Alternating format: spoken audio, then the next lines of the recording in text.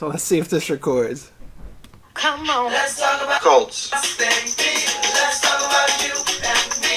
Let's talk about all the Bad. things that make me. Let's talk about Colts. Let's talk about Colts. Let's talk about Colts. Let's talk about Colts. How was that? Look at that. Got a new theme song. So, how you like my new introduction? Pretty sweet, right? I will say that I now have editing software. I was able to procure some. In fact, I just opened it tonight. And you can already see, that the quality of the show is really improving. So we have that to look forward to. Tonight, I wanted to go ahead and make a video because there's something that's been coming up that I kind of wanted to address. It's about comparison.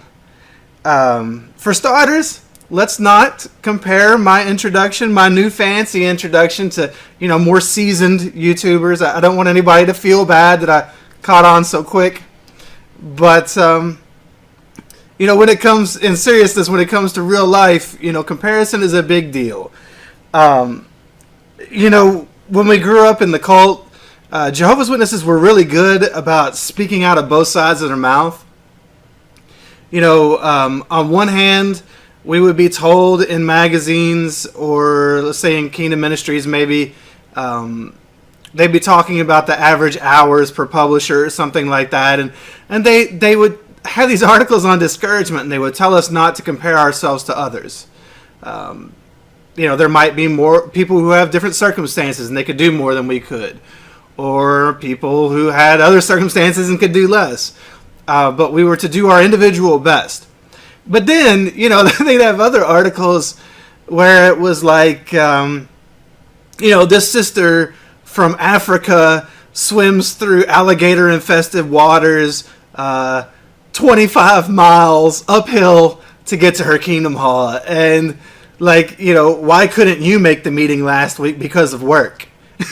Or, this brother, he lost his whole family in a car accident. And then he signed up to Pioneer. And he's been doing it strong now for 10 years. And of course, as all brothers end up, he's a circuit overseer and a pioneer. And, he has all the titles and all the things. There was this hyperbole that would come out in the examples that were given. And of course, the message of those was always, so then could you do more? If this person can do this, then why can't you do more? So on one hand, they were always telling us, don't compare yourselves to others because it could cause discouragement. And on the other hand, they would find the most extreme examples, which were most likely they were embellished.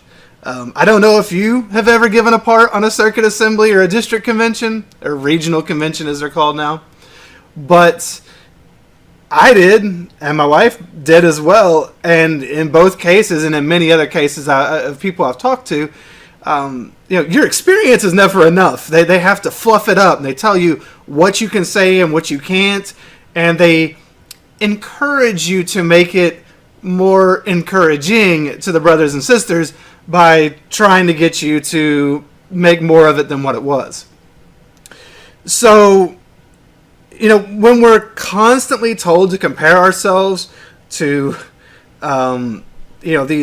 this hyperbole, these extreme examples, and then we're also constantly told to compare ourselves to what is essentially like the perfect representation of ourselves.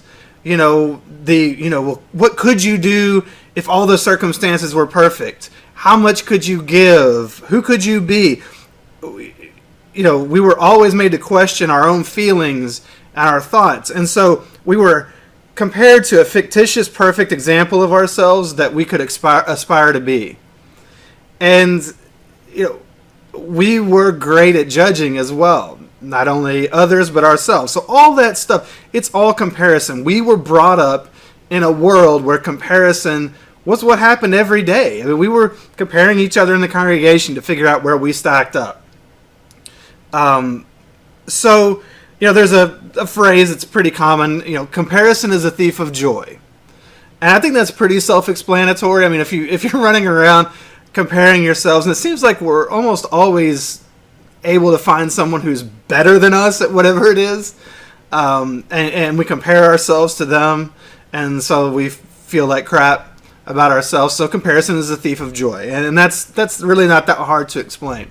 But I was thinking today at work, comparison is also a thief of power, and so here's how I would explain it. So if you look at your story and you compare it to someone that you feel had it worse, then what you've done is diminish your importance. If you're not important because somebody had it worse, so what's your story really matter? Then what are the chances you're actually going to work on yourself? I mean, why would you bother? You're not important. You don't matter. This person over here that had this horrific abuse in their story or whatever, they matter. But again, let's not compare ourselves to extremes. And just don't devalue the importance of what you went through in this. If you do, then you're saying that your pain's not important, and you're stripping yourself of your own power to do anything about it. If it doesn't matter, then what are the chances you're ever going to do anything about your life? All right, so that's one way. The other way I was thinking about is the opposite extreme. If we have an inflated sense of our experience and how bad it was, if we blow it up to something that's so huge that it really just overwhelms us, then again it robs us of our power. Comparing ourselves to others by maybe diminishing what they went through and thinking, oh, well, we had it worse. And we all knew those people in the Kingdom Hall. They always had it worse than everybody, and it's a human trait. It's not just one of Jehovah's Witnesses or any other cult for that matter. It's just a human thing to do sometimes.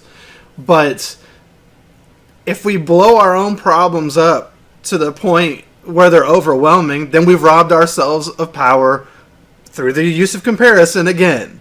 And so, what we really need is a balanced view when we look at this stuff. We're human.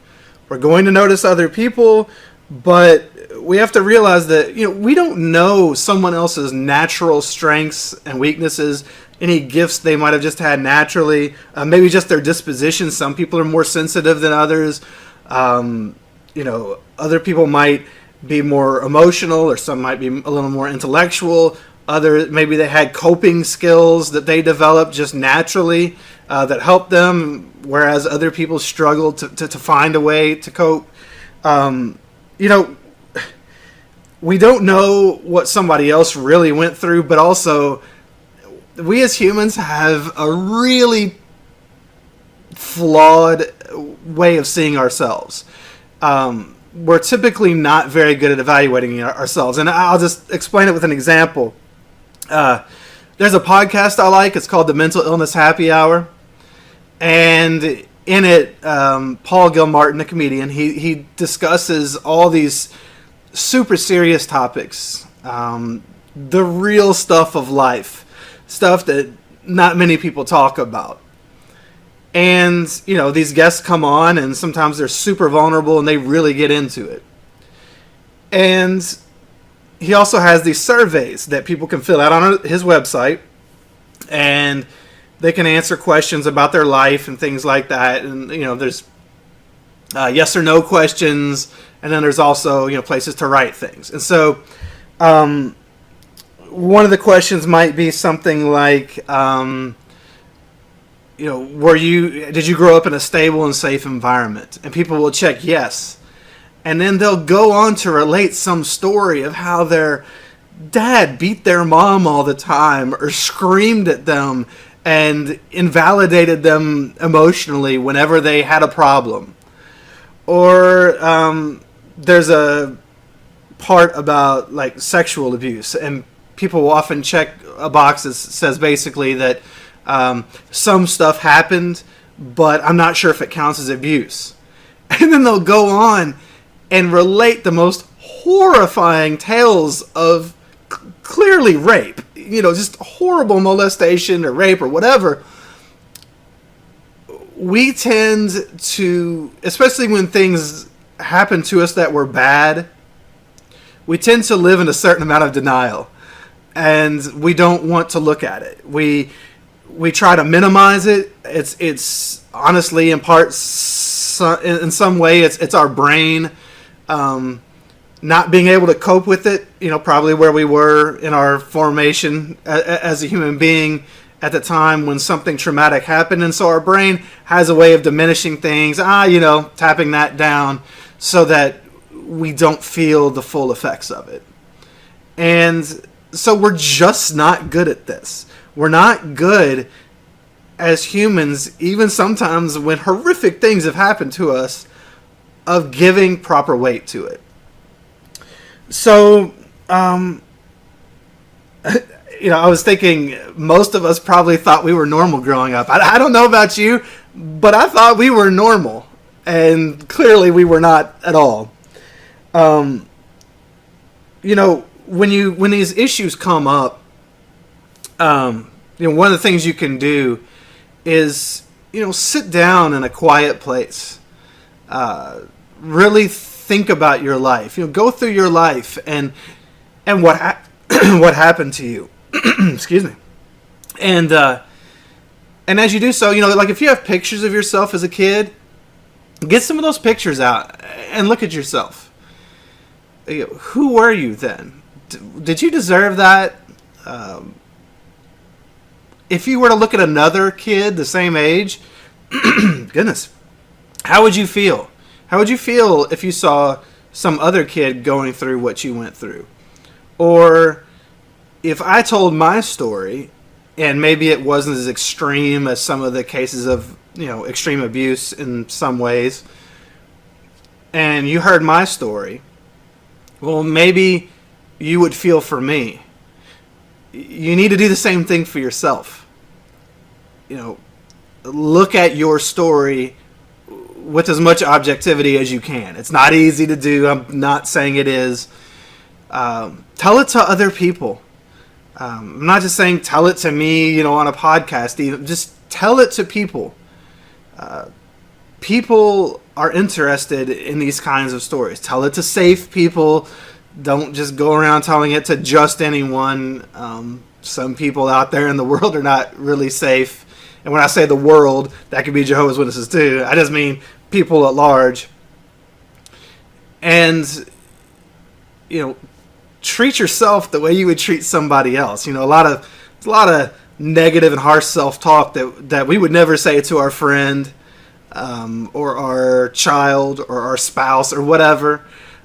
So don't say those things to yourself. Again, I know it's easier said than done, but try that anyway. And by doing so, you'll start to give a balanced measure of weight to what it is that you went through. Don't discount it. Don't write it off. It's funny. We don't sit around, or not usually, and compare physical ailments. I don't sit around. I'm fairly healthy, but let's say I had diabetes, and somebody else out there has, let's say, a mild form of cancer that's easily curable. We don't sit around and say, well, yeah, he's got it rough now, but he'll be better soon, and I've got diabetes and it's forever, and look at all the other things that spin off of it. We just don't sit around doing that with physical ailments that much. I mean, we do at times. We are human beings. Childbirth is always said to be the worst thing, and then other people will say, no, I've had babies and I've had kidney stones, or whatever. It doesn't matter. In the end, pain is pain. If I throw you in front of a bus and you're hit and killed, or I shoot you and you're killed, either way you're dead. So, pain is pain. Don't, the nuances of it, how much, it doesn't matter. What matters is that we give weight to what we went through. If we hurt, we hurt, and that's okay. accept that, look at it, feel it, hold it. It's yours. You're the only person on the planet that feels the way you do about the way your life was. Yeah, you're the only one that went through it. You're the only one that has any right to really sit there and, I want to say judge it, but really we really shouldn't judge it. Acceptance is the best. Accepting what it was, but in order to get to that point, you do have to feel it. And I know when I told my own story on this JW Life, I guess I never really thought my story was that bad, but I wanted to share it because I wanted to help people not feel alone. And then, I listened back through my own story and I was like, wow, like if that was anybody else telling that, I'd be giving that person a hug. But, would I do that for myself? No, I wouldn't have at the time. And, you do have